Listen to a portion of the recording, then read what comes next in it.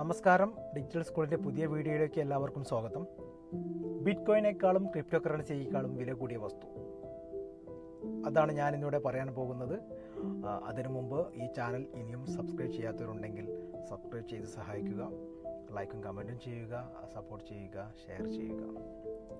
Crypto currency പോലെ തന്നെ കൈകൊണ്ടെടുക്കാൻ സാധിക്കാത്ത, കാണാൻ സാധിക്കാത്ത ഒരു വസ്തുവിന് 800 കോടി രൂപ വില വരുന്നു. വിശ്വസിക്കാൻ നമുക്ക് പ്രയാസമുണ്ടല്ലേ? അതുപോലെ 500 കോടി വില വരുന്ന മറ്റൊരു വസ്തു. എന്താണിത്? 800 കോടി വില വരുന്ന ദ മെർജ് എന്ന് പറയുന്നത് NFT ആണ്. അതുകൂടാതെ 500 കോടി വില വരുന്നത് ദ ഫസ്റ്റ് 5000 ഡേയ്സ് എന്ന് പറയുന്ന ബീപ്പിൾസ് കളക്ഷനിൽ പെട്ടുന്ന ഒരു NFT ആണ്. എന്താണ് NFT? ഇങ്ങനെ നിരവധി NFTകൾ ഇന്ന് നിങ്ങൾക്ക് കാണാൻ സാധിക്കും. എന്തിനാണ് NFT? എന്താണ് NFTയുടെ ഉപയോഗം? എന്തുകൊണ്ടാണ് NFTക്ക് ഇത്രയധികം വില വരുന്നത്? ഇത്രയും കാര്യങ്ങളാണ് നമുക്ക് ഇന്ന് ഈ വീഡിയോയിലൂടെ പ്രധാനമായും നോക്കാനുള്ളത്. എന്താണ് NFT? Non fungible token. അതാണ് NFTയുടെ പൂർണ്ണ രൂപം. എന്താണ് ഫഞ്ചബിൾ? എന്താണ് നോൺ ഫഞ്ചബിൾ? ഫഞ്ചബിൾ എന്ന് പറഞ്ഞ പദത്തിൻ്റെ അർത്ഥം പകരം വയ്ക്കാൻ സാധിക്കുന്നത് എന്നുള്ളതാണ്. പകരം വയ്ക്കാൻ സാധിക്കുന്ന വസ്തുക്കളെ നമുക്ക് ഫഞ്ചബിൾ എന്ന് വിളിക്കാം. ഉദാഹരണമായിട്ട് പറയുകയാണെങ്കിൽ നമ്മുടെ രൂപ എന്ന് പറയുന്നത് ഫഞ്ചബിൾ ആയിട്ടുള്ള ഒരു ടോക്കണാണ്. കാരണം നമുക്ക് ഈ രൂപയെ അതിൻ്റെ മൂല്യം നഷ്ടപ്പെടാതെ മാറ്റം വരുത്താൻ സാധിക്കുന്നതാണ്. ഒരു ഉദാഹരണമായിട്ട് പറയുകയാണെങ്കിൽ നിങ്ങളുടെ കയ്യിൽ ഒരു 500 രൂപയുണ്ടെങ്കിൽ ഈ 500 രൂപയെ നിങ്ങൾക്ക് 100 രൂപയാക്കി മാറ്റാം, 100 രൂപയുടെ 5 നോട്ടുകളാക്കി മാറ്റാം. അതിന് മൂല്യം നഷ്ടപ്പെടാതെ ആ വസ്തുവിനെ മാറ്റം വരുത്താൻ സാധിക്കും. ഇതാണ് ഫഞ്ചബിൾ എന്ന് വിളിക്കുന്നത്. അതുപോലെ നോൺ ഫഞ്ചബിൾ എന്ന് പറയുന്നത് അതിന് നേരെ വിപരീതമായിട്ടുള്ളത്. അതിന് മാറ്റം വരുത്താൻ സാധിക്കില്ല, മറ്റൊരു വസ്തുവായിട്ട് മാറാൻ സാധിക്കില്ല. ഇത്തരം വസ്തുക്കൾ ലോകത്ത് ഒരുപാട് നമുക്കിന്ന് കാണാൻ സാധിക്കുന്നതാണ്. പ്രശസ്തരായിട്ടുള്ള ചിത്രകാരന്മാർ വരച്ചിട്ടുള്ള ചിത്രങ്ങൾ, രാജാ രവിവർമ്മയുടെ പെയിൻറ്റിങ്സുകൾ നമുക്കറിയാം അല്ലേ? അതെല്ലാം എന്താണ്? നോൺ ഫഞ്ചബിൾ ആണ്. ലിയോണാർഡോ ഡാവിഞ്ചിയുടെ മൊണാലിസ എന്ന് പറയുന്ന പ്രശസ്തമായൊരു ചിത്രം, അത് ലോകത്ത് ഒന്നേ ഉണ്ടാവുകയുള്ളൂ. ഇങ്ങനെ ലോകത്ത് യുണീക്കായിട്ടുള്ള, മാറ്റം വരുത്താൻ പറ്റാത്ത വസ്തുക്കളെ നമുക്ക് നോൺ ഫഞ്ചബിൾ എന്ന് വിളിക്കാവുന്നതാണ്. അങ്ങനെ നിരവധി നോൺ ഫഞ്ചബിൾ ആയിട്ടുള്ളത് നമുക്ക് ലോകത്ത് അവൈലബിൾ ആണ്. അതിപ്രശസ്തരായിട്ടുള്ള വ്യക്തികൾ ഉപയോഗിച്ചിരിക്കുന്ന സാധനങ്ങൾ അല്ലേ, അതൊക്കെ നോൺ ഫഞ്ചബിൾ ആയിട്ട് അറിയപ്പെടുന്ന വസ്തുക്കളാണ്. ഇത്തരം വസ്തുക്കൾ നമുക്ക് ലേലം ചെയ്യുകയോ അല്ലെങ്കിൽ വിൽക്കുകയോ ചെയ്യുന്ന സമയത്ത് സാധാരണ ആ വസ്തുവിന് ഉണ്ടാകുന്നതിനേക്കാളും വലിയ രീതിയിലുള്ള വിലയ്ക്കാണ് അത്തരം വസ്തുക്കൾ മാർക്കറ്റിൽ വിറ്റുപോകുന്നത്. അതാണ് ഇത്തരം വസ്തുക്കളുടെ പ്രത്യേകത എന്ന് പറയുന്നത്. അതുകൊണ്ടാണ് ഇതിന് ഇത്രയും വില വരുന്നത്. യുണീക്കായിട്ട് ഒരു പ്രൊഡക്റ്റ് ആയതുകൊണ്ടാണ് അതിന് ഇത്രയധികം വില വരുന്നത് എന്നുള്ളതാണ്. അപ്പോൾ എന്താണ് NFT എന്ന് പറയുന്ന ഈ പ്രൊഡക്റ്റ്? NFT എന്ന് പറയുന്നത് ഒരു വസ്തുവിൻ്റെ ഉടമസ്ഥാവകാശം തെളിയിക്കുന്ന ഡിജിറ്റലായിട്ടുള്ള ഒരു രേഖയാണ് NFT എന്ന് പറയുന്നത്. ആ ഒരു ഡിജിറ്റലായിട്ടുള്ള രേഖ ഏതൊരു വ്യക്തിയുടെ കൈവശമാണോ ഇരിക്കുന്നത് അയാളാണ് ആ വസ്തുവിൻ്റെ ഉടമസ്ഥൻ. കാരണം NFT നമുക്ക് പരിശോധിച്ചാൽ മനസ്സിലാക്കും അതിൻ്റെ ഉടമസ്ഥൻ ആരാണ് എന്നുള്ളത്. NFT പരിശോധിച്ചാൽ നമുക്ക് മനസ്സിലാക്കാൻ സാധിക്കുന്നതാണ്.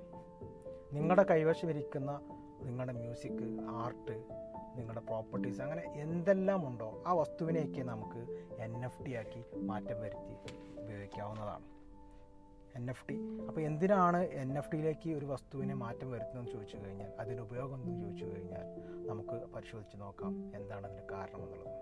ഇന്ന് നമുക്കറിയാം ഫിസിക്കലായിട്ടുള്ളൊരു വസ്തു അല്ലേ, അതും മൂവ് ചെയ്യാൻ പറ്റാത്ത, ഇമൂവബിളായിട്ടുള്ള, ഒരു സ്ഥലത്ത് നിന്ന് മറ്റൊരു സ്ഥലത്തേക്ക് കൊണ്ടുപോകാൻ പറ്റാത്ത വസ്തുക്കളെ നമുക്ക് വിൽപ്പന നടത്തുക എന്ന് പറയുന്നത് പ്രയാസകരമായിട്ടുള്ള ഒരു കാര്യമാണ്. അതിന് സമയം എടുക്കുന്നുണ്ട്. ഫോർ എക്സാമ്പിളായിട്ട് പറയുകയാണെന്നുണ്ടെങ്കിൽ നിങ്ങളുടെ കയ്യിലൊരു പ്രോപ്പർട്ടി ഉണ്ട്, നിങ്ങളുടെ കയ്യിലൊരു ലാൻഡ് ഉണ്ട്. ആ ലാൻഡ് നിങ്ങൾക്ക് മറ്റൊരു വ്യക്തിക്ക് വിൽക്കണമെന്നുണ്ടെങ്കിൽ അതിൻ്റെ പ്രൊസീജിയേഴ്സ് ഒരുപാടുണ്ടല്ലേ. കാരണം എന്താ, നിങ്ങൾ ആദ്യം ഒരു ബയറെ നിങ്ങൾ തേടണം.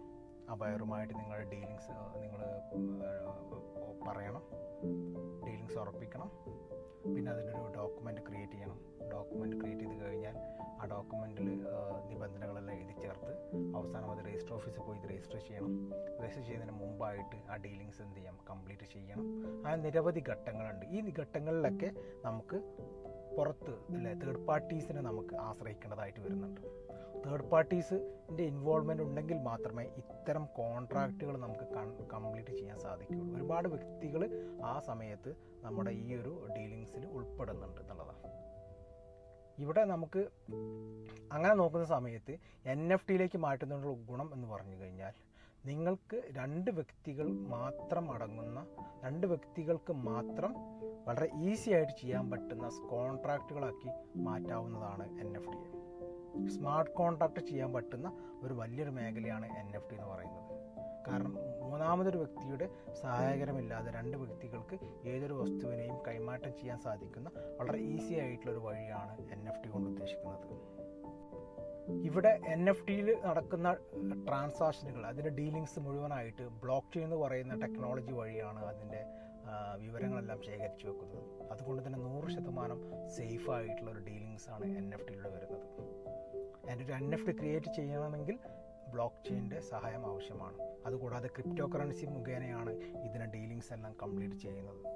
അപ്പം നിങ്ങൾ ഇവിടെയാണെങ്കിൽ നിങ്ങൾക്ക് ലോകത്തുള്ള ഏതൊരു വ്യക്തിയുമായിട്ട്, ലോകത്ത് എവിടെ ഇരിക്കുന്ന വ്യക്തിയുമായിട്ട് നിങ്ങൾ വളരെ ചുരുങ്ങിയ സമയം കൊണ്ട് ഇത്തരം കരാറുകൾ പൂർത്തീകരിക്കാവുന്നതാണ്, ഇത്തരം ഡീലിങ്സുകൾ കംപ്ലീറ്റ് ചെയ്യാവുന്നതാണ്.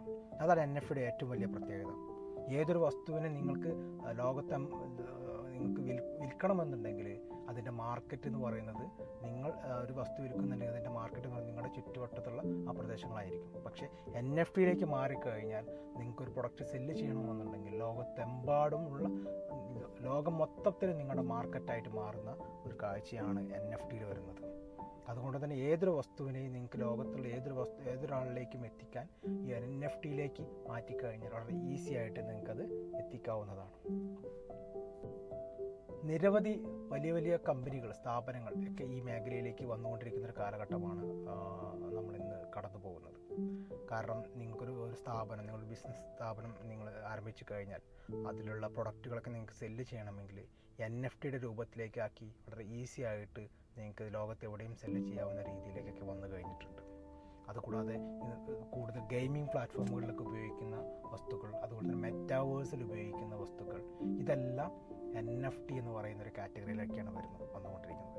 അതിൻ്റെ പ്രധാന കാരണം വളരെ ഈസി ആയിട്ടത് മറ്റൊരാൾക്ക് നമ്മുടെ കയ്യിലുള്ള വസ്തു മൂന്നാമതൊരാളുടെ സഹായമില്ലാതെ മറ്റൊരാൾക്ക് കൈമാറ്റം ചെയ്യാൻ കഴിയും എന്നുള്ളതാണ് ഏറ്റവും വലിയ പ്രത്യേകത.